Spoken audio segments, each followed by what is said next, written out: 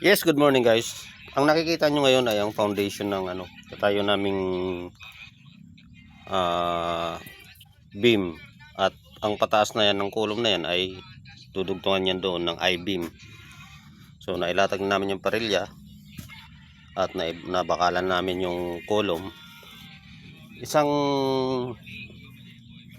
ideya na maganda para makatipid kayo ng labor cost ay pag natapos nyo nang ilagay yung parilya ay sundan nyo na agad ng forma. Nang sa gayon, pag sakali mang umulan, hindi napapasok yung dumi doon sa ilalim ng parilya at napakahirap niyan linisin. Kukonsumo ka rin ng oras dyan. So, mapapalaki yung labor cost mo. Yung ganyan guys. O, paglagay na lang yan ng graba. Kahit umulan yan, hindi yan papasok masyado ang dumi doon.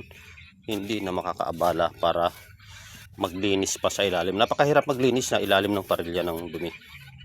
Yun lamang sa ngayon ang tip ko. Magandang umaga. Salamat.